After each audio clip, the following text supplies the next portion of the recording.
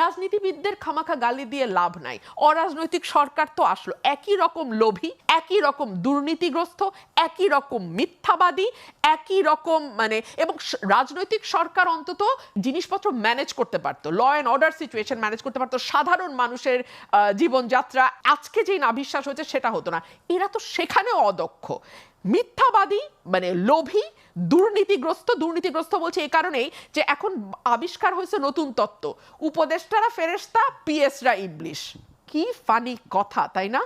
অথচ চিন্তা করে দেখেন, পিএস এর জন্য সুরঞ্জিত সেনগুপ্তকে কালো বিড়াল তকমা নিয়ে অত্যন্ত কি বলবো, হিউমিলিয়েশনের মধ্যে তার জীবনের শেষ দিনগুলো তাকে পার করতে হয়েছে।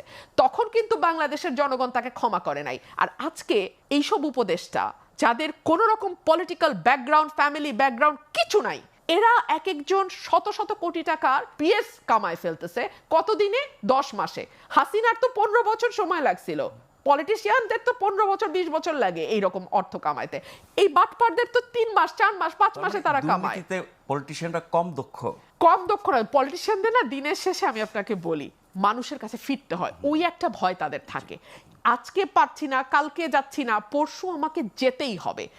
দেশ থেকে তো পলিটিক্যাল পার্টি বিলুপ্ত হয় না, দেশ থেকে তো পলিটিক্যাল পার্টি নাই হয়ে যায় না। সুতরাং তার অ্যাকাউন্টেবিলিটিটা কোথাও না কোথাও গিয়ে আরো অনেক বেটার ওয়ার্ক করে। আরেকটা বিষয়, এরা কিন্তু জনবিচ্ছিন্ন।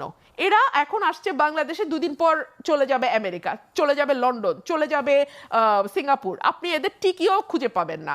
কিন্তু আমাদের তো ভাই যাওয়ার জায়গা নাই। পলিটিশিয়ানদের তো পালিয়ে যান, দেখলাম তো আমরা। আবার ফিরে তো, এদের তো আর ফিরার দায় নাই, এদের তো আর ফিরার দায় নাই।